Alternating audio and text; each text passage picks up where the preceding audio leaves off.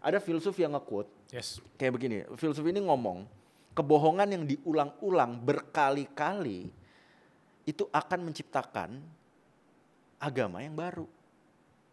Itu I heard it from a filsuf. Yang gue artikan secara filosofis, ketika kebohongan itu dilakukan secara berulang-ulang, itu mampu memanipulasi realita.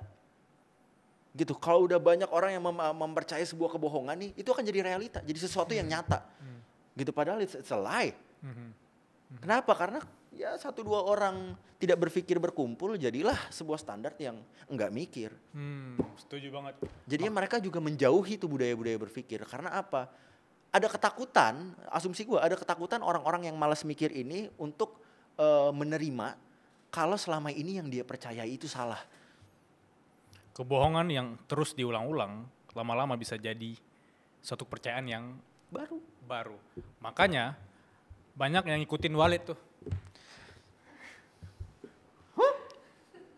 Walid. Iya, ada Walid nih. Ya maksud gua Ya.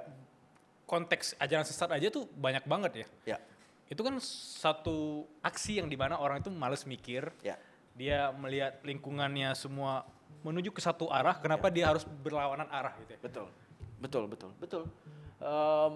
Ya sangat disayangkan aja. Maksudnya apakah semua kreator-kreator atau orang-orang yang kerjaannya tuh upload konten itu harus selalu mikir? Ya sebenarnya gak bisa begitu juga gitu. Karena ada kalau dalam komedi kan emang kebanyakan gak realistis dan sebagainya. Kalau emang dia pengen cuma entertaining juga ya gak apa-apa gitu. Tapi masalahnya sekarang itu adalah hal-hal yang kita gak bisa kontrol nih. Apa yang kita lihat di sosial media. Yang bisa kita kontrol kan diri kita. Dan gunanya otak itu untuk mikir, guys. Udah tahu belum? Jadi kalau misalkan kalian lihat sesuatu, jangan ditelan mentah-mentah. Bisa aja itu buah beracun. Pikir dulu, cari tahu dulu kebenarannya. Supaya kalian tidak hidup dalam realita yang fana, yang diciptakan oleh perasaan kalian sendiri. Gitu. Hal-hal kayak gitu nggak bisa disalahin ke kreatornya doang. Ke orang-orang yang menciptakan kontennya doang. Sebenarnya nggak bisa. Gitu. Itu sama aja lu nyari pembenaran. Ya salah dia lah. Enggak. Lu juga punya salahnya, 2 kesalahan bisa berjalan secara bersamaan gitu loh. Kenapa lu nggak mikir? Ngomongin konten deh, gue menarik nih ya. Ya. Tapi kenapa ya konten lu tuh sarkas semua rata-rata ya? Maksudnya gini loh, so. Mungkin gue gak seberani lu untuk speak up banyak hal yang mungkin gue ngerasa ini bertentangan. Karena bisa aja ini membuang energi gue. Ya. Tapi lu kayak, gue gak bisa, gue harus speak up. Ya. Kenapa lu harus memilih jalur sarkas dan jalur speak up itu? Hidup cuma sekali, men. Hidup cuma Lu sekali. mau bungkam suara lu sampai kapan? Kayak does it matter if someone agrees or not? Enggak juga, men. Kayak kalau lu lihat nih planet bumi itu satu planet dari ratusan jutaan, miliaran planet lainnya. Kalau misalkan gue hidup cuma sekali, beropini aja gue nggak bisa, menyuarakan isi pikiran gue nggak bisa, sedih dong. Jadi mendingan gue keluarin aja, udah hidup mah dinamis gitu loh, kayak berwarna jadinya. Buat apa? Pikiran yang tidak lu keluarkan hanya imajinasi gitu. Kenapa nggak dikeluarkan saja? Siapa tahu bisa menjadi sebuah diskusi. Siapa tahu ya kalau ada orang nggak setuju juga nggak apa-apa. Kenapa kita harus buat semua orang setuju sama kita? Itu gue kemarin bikin meme kok banyak backlash. Oh ternyata tidak bisa diterima di dalam masyarakat ya. Oh iya gue notice tuh. Minta maaf. Gue notice pas lu baru upload. Betul. Tapi pas lu pasang story lu bikin kayak klarifikasi, gue balik ke profile lu gue lihat wah udah hilang nih. Iya hilang. Ya itu dinamis hidup tuh. Nggak perlu takut maksud gue. Di mana titik lu merasa bahwa yaudah gue arsipin deh.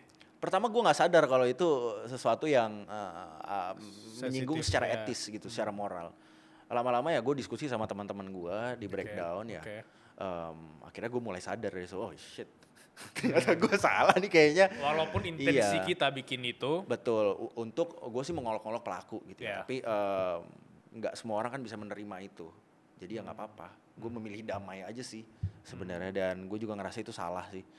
Karena ya semakin gede power lu, tanggung jawabnya semakin gede pak.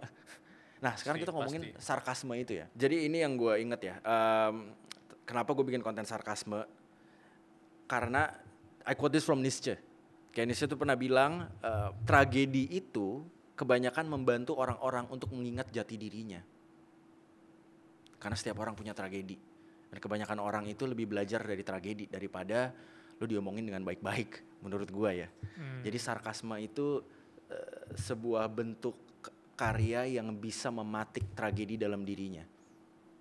Gitu ibaratnya nih kayak gini deh, ada palu kecil gitu dalam masyarakat, bukan buat ngetok kepala mereka, tapi ngetok akal sehatnya yang tidur. Nah, itu analogi paling bener lah maksud gua. Jadi menurut gua satir tuh sweet spot untuk lu bisa mengingatkan orang akan sesuatu. Karena itu nggak terlalu soft yang akhirnya cuma lewat doang basi. Gitu. Tapi itu bisa nge-trigger mereka at the same time. Apalagi kalau dikemas dengan tawa. Jadi dapat rich gitu. Ibaratnya kalau buah nih nutrisinya tuh kaya gitu. Ada perasaan tragedi yang dirasakan, ada rasa tawa yang dirasakan, ada rasa growth, ambisi dan sebagainya itu ada.